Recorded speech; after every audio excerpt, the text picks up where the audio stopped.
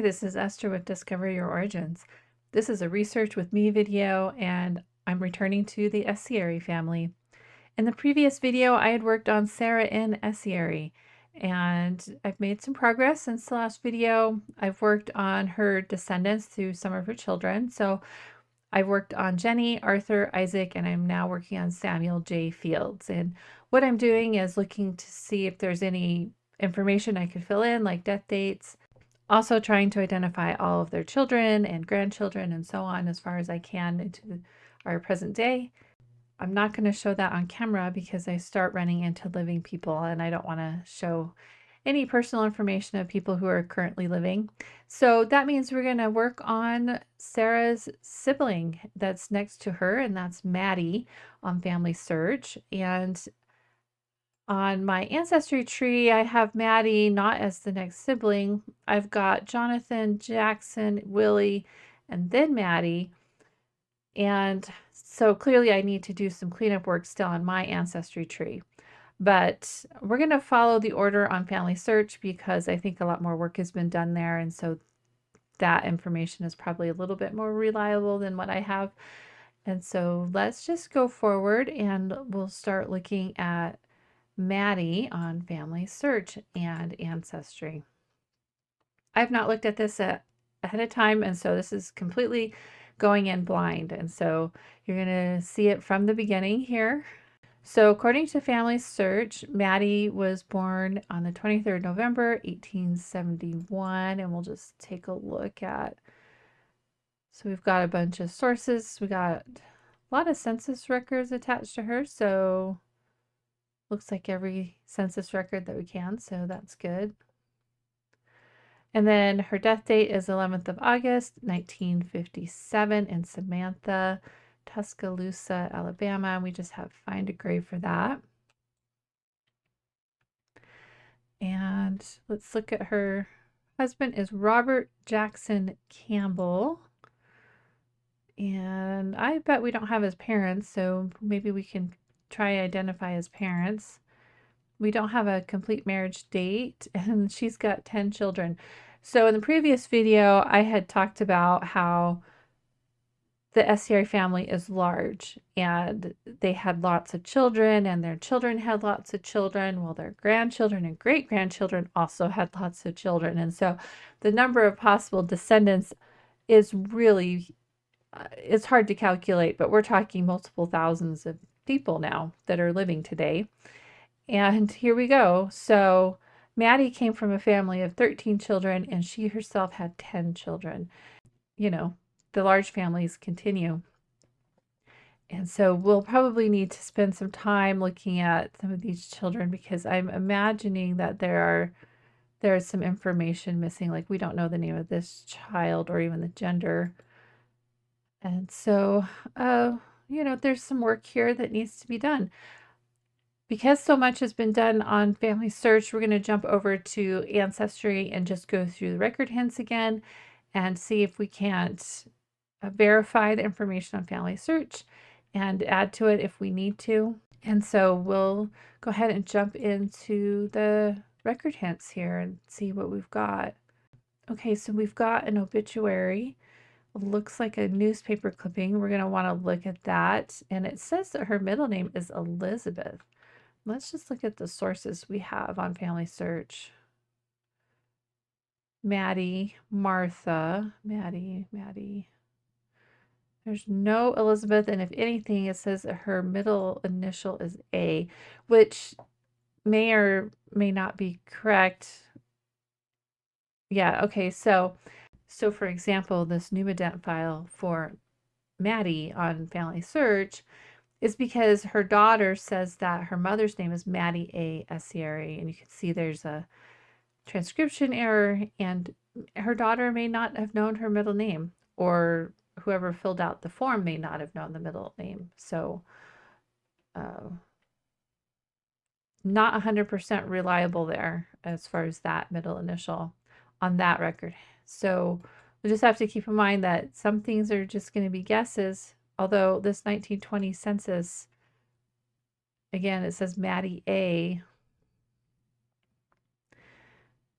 And there's all her children. And so that would just depend on who reported it to the census. And it could have been Mattie, it could have been her husband, it could have been somebody else in the household. So that's interesting. Here it is again, a 1900 census. So hard to say for sure if her middle name is Elizabeth. It wouldn't be unusual. That would be a pretty normal middle name. All right, so let's just continue here. We've got the 1930 census, and on my bucket list is to see if some of these families from Alabama had a radio, and the 1930 census is a question about radios. So let's show you where that's at. It's right here under home data, and then there's a column for radio set. And I have not run into a single family in Alabama that had a radio. So I always like to check, but I still have not run into it. And here we go. We got Robert Campbell, Mattie, their son, two sons, and a niece living with them, Margie R. So I'm not sure who that is. And then their age when they got married was 19. Okay, so Robert and Mattie are both 57 in the 1930 census. And probably their two youngest children are living with them still. And he's a merchant in general merchandise. So they probably have a store that they're operating.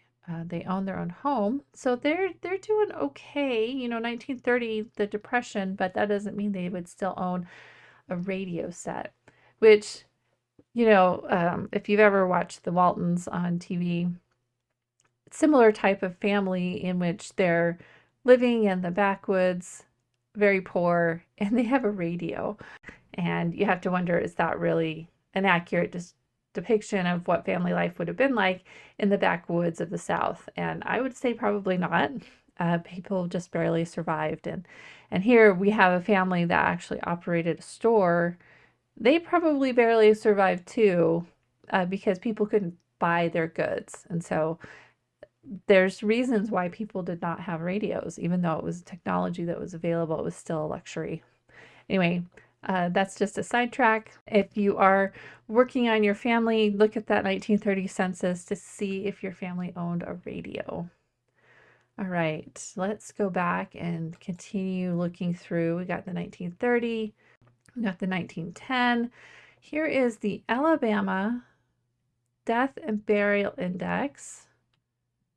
And all right, it says her death was on the 9th of August in Barry, not Samantha, and her burial was on the 11th of August. Okay, so I think we just had a Find a Grave memorial. So let's go and look at Find a Grave and see what the difference is here. Okay, so her headstone says the August 11th, 1957 in Samantha. Okay, so she may not have died in Samantha, but that's where she's buried. And quite a few of her family are buried in Samantha. That's probably a home place, but that doesn't necessarily mean that's where she died. We have to be careful about that. So who's going to be the more correct bit of information? And a headstone is going to rely on a family member, most likely. And you would think that a family member would report correct information. However, there are times where there are mistakes on headstones. And so the Alabama U.S. Death and Burials Index may be based off of the actual death certificate. I'm not really sure. We need to look and see.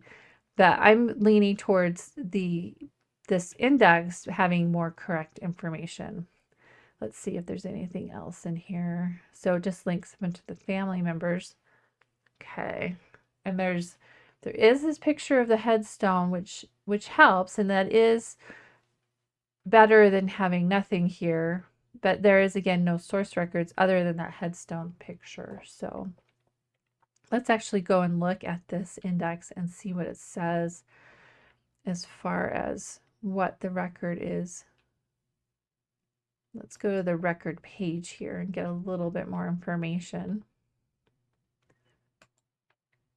Okay, so somebody has put in Mattie Elizabeth Campbell.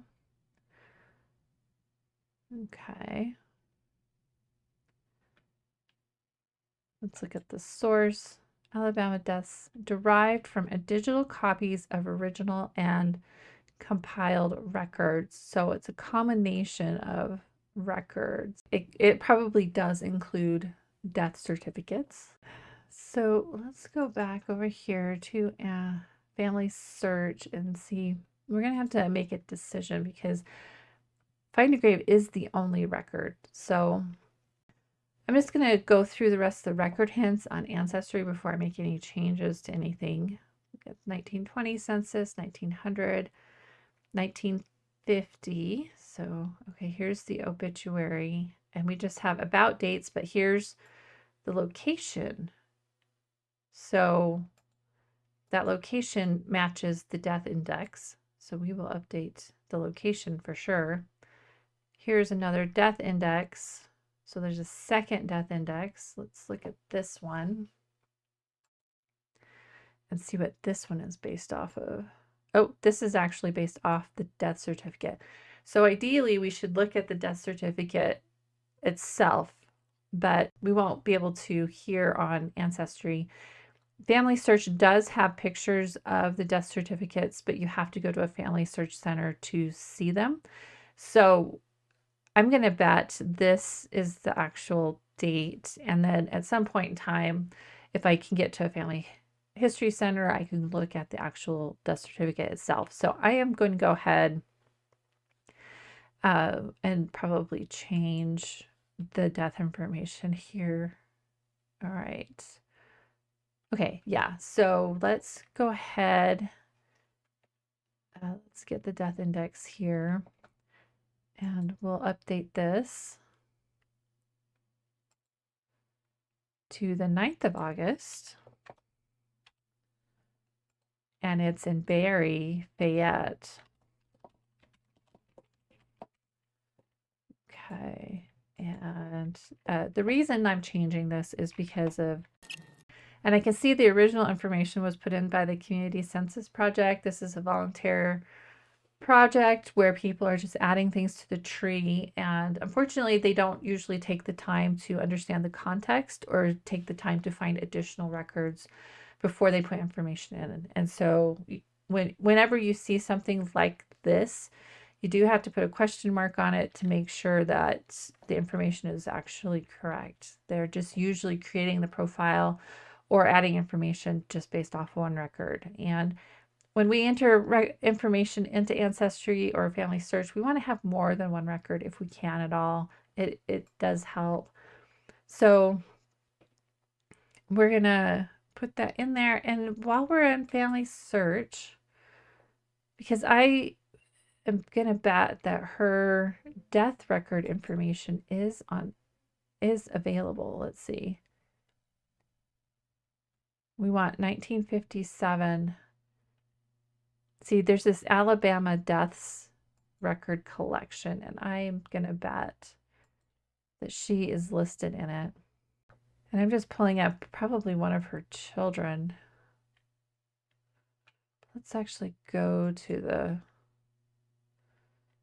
collection itself and see if we can't find her. And she's going to be Mattie Campbell.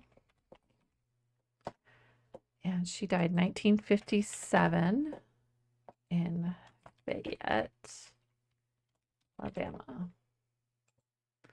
See if we can't actually get the Family Search version of this. Here we go. Mattie Elizabeth. Okay. Yeah, so this doesn't have the complete birth and death dates, but that's not unusual with this collection. For whatever reason, they didn't index the complete dates. They just did the years. But just comparing, let's go back here. This source detail right here, that's the certificate number right here. And if we come back and look. You can see here, check image availability. So I could go to a family search center and actually look at the death certificate and get the complete date and cause of death and who informed on the death and all that. So I'm going to go ahead and attach this to the tree so that next time I go to a family search center, I already have it attached to Mattie, and we can then look at it and verify the information, because we want to look at the original records when possible. All right, so this is going to allow me to attach this record to Mattie and also to her parents. And so this provides evidence for her parents as well as for herself. Of course, the reliability of the information is going to depend on who was the informant, but let's go ahead and attach these and attach a reason.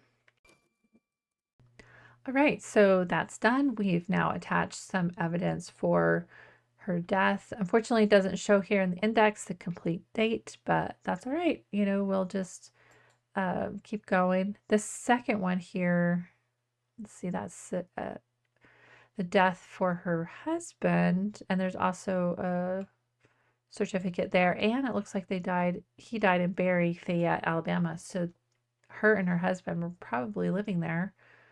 I think we've finished looking at all of those records. Yep.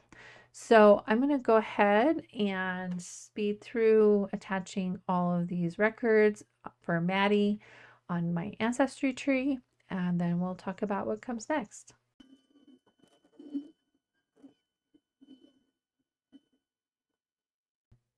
Okay, we got 4 more record hints after completing that first initial scan, so let's look and see what the rest are. Okay, so we got the 1880.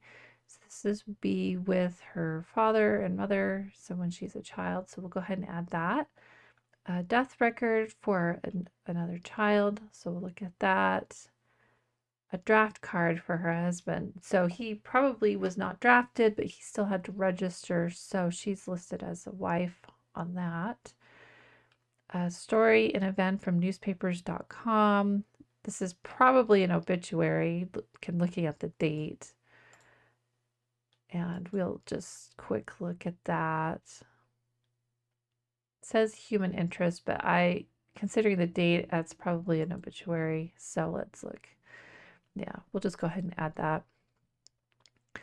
All right, so I'm going to go ahead and finish attaching the rest of these record hints off camera and talk about what's next. So in this video, we managed to clean up the death date with better evidence on Family Search and just go through and confirm quite a few things. Now you can see there's 10 children, and a little bit of cleanup work here to do on my ancestry tree with this family. Probably in the next video, we'll look at Robert J. Campbell, because I don't think he's got parents here on Family Search. So let's just take a look. So his quality score is high, but let's look and see. He's got a father, but not a mother. So maybe we can see if we can identify his parents and maybe clean that up a little bit and learn more about Robert Jackson Campbell. The lesson for today is it is useful to go through and just look at the record hints and sources and just verify that the information that is showing is correct, and also to have a correct tree if you're using Ancestry or some other software. So I hope that was helpful. We'll see you next time.